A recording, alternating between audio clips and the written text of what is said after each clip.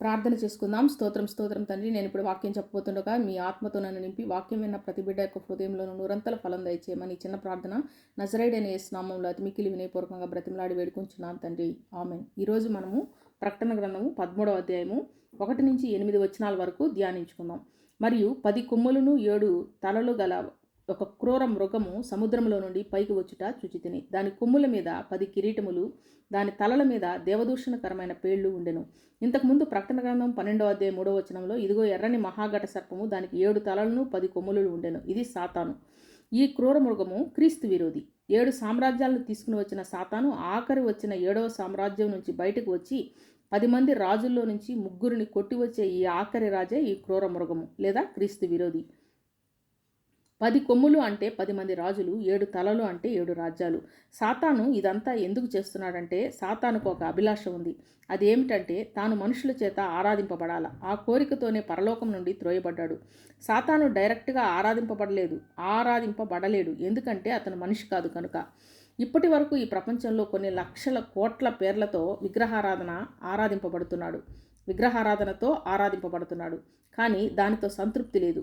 తన తరపున ఒక మనిషిని ఎంచుకుని ఆ మనిషిలో పడిపోయిన దేవదూతల్లోని ఒక దెయ్యపు ఆత్మను పంపించి ఒక ధర్మవిరుద్ధమైన మనిషిని ఈ ప్రపంచంలోకి తీసుకురావడానికి సిద్ధపడ్డాడు.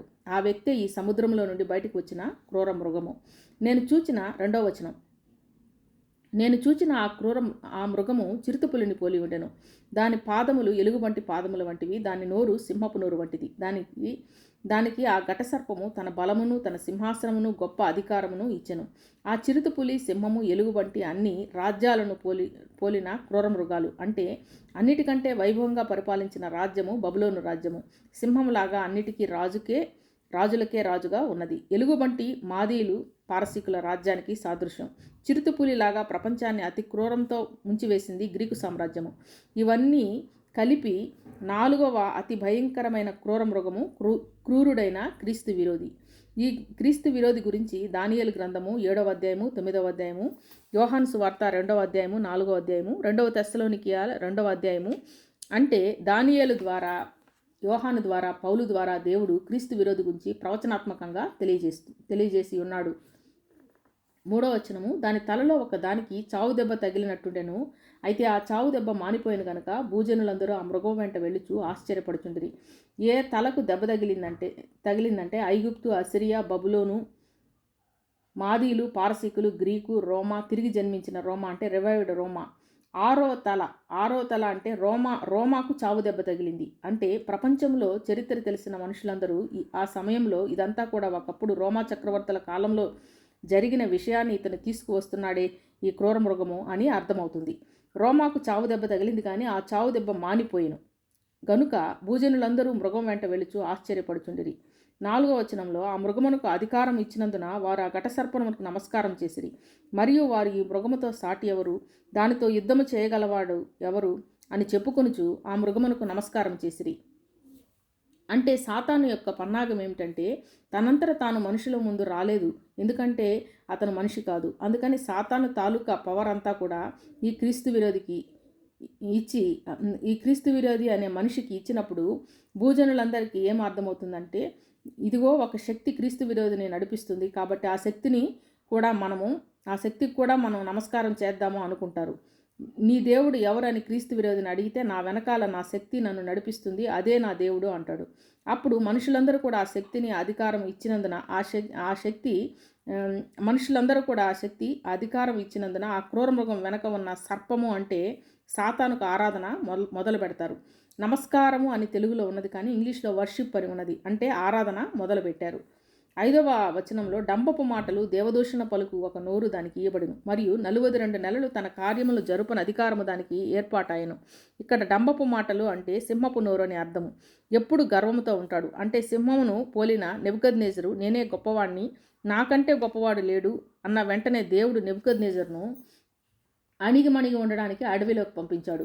సింహమును పోలిన బబులోను సామ్రాజ్యానికి ఉండే ఒక లక్షణము డంబము. ఈ క్రీస్తు విరోధి కూడా డంబముతోనే నేను ఒక గొప్పవాడిని అని చెప్పుకుంటున్నాడు. 10 తలల మీద దేవదూషణకరమైన పేర్లు ఉన్నాయి. నేనే దేవుడిని చెప్తూ నిజమైన విశ్వాసులు ఆరాధన చేసే దేవుణ్ణి అతను దూషిస్తున్నాడు. అటువంటి నోరు అతనికి ఇవ్వబడింది.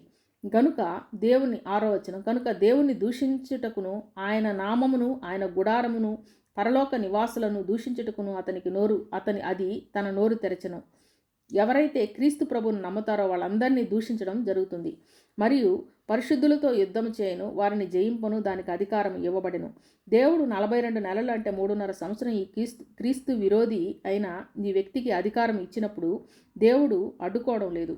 అక్కడ ఉన్న పరిస్థితులతో యుద్ధం చేయడం అంటే దేవుడు పరిశుద్ధులను అతని చేతిలోకి వెళ్లకుండా ఆపగలడు. కానీ దేవుడు ఒక సంకల్పంతో అధికారం అతనికి వదిలిపెట్టాడు. ఇశ్రాయేలు ప్రజలలో కూడా ఎవరు అతని చేతికి చిక్కుతారంటే, ఎవరు ఆ సమయంలో దేవుని మాట జ్ఞాపకం చేసుకోకుండా అరణ్యంలోకి పరిగెట్టకుండా ఉండిపోతారో వారందరూ అతని చేతికి చిక్కిపోతారు. చిక్కిన తర్వాత వాళ్ళలో కొంతమంది దేవుణ్ణి నమ్మదామని చెప్పి యోచించుకొని ప్రయత్నిస్తారు. కానీ అతని చేతుల్లో వాళ్ళు బందీలు అవ్వాల్సి ఉంటుంది. అంటే పరిశుద్ధులు శారీరకంగా అతనితో ఓడిపోతారు, ఆత్మీయంగా గెలుస్తారు. భూనివాసులందరూ అనగా జగదుత్పత్తి మొదలుకొని వధింపబడి ఉన్న గొర్రెపిల్ల యొక్క జీవగ్రంథమందు ఎవరి పేరు వ్రాయబడ లేదో వారు ఆ మృగమునకు నమస్కారము చేయుదురు. పరిశుద్ధులు మ్రొక్కరు, భూనివాసులందరూ అతనికి మ్రొక్కుతారు. ఈ వర్గీకరణ ఎలా జరుగుతుంది అంటే, జగదుత్పత్తి మొదలుకొని వధింపబడిన గొర్రెపిల్ల అంటే యేసుక్రీస్తు ప్రభు యొక్క శిలువ మరణము గొర్రెపిల్లలాగా వధింపబడడం అనేది ప్రపంచము సృష్టించినప్పుడే దేవుని ఆలోచనలో యేసుక్రీస్తు ప్రభువు మరణించి తిరిగి లేచాడు. ఆ ప్రణాళిక అప్పుడే వేయబడింది. అందుకే ఆదాము యొక్క రక్షణకు శిలువ మరణము ఉపయోగపడింది. అబ్రహాము మొదలుకొని మన వరకు తండ్రి దగ్గరకు వెళ్ళాలంటే ప్రభువు యొక్క శిలువ ద్వారా వెళ్ళాలి. దేవుడు ఈ చిన్న వాక్యాన్ని మన వినికిల్లో దీవించునుగాక. ఆమేన్.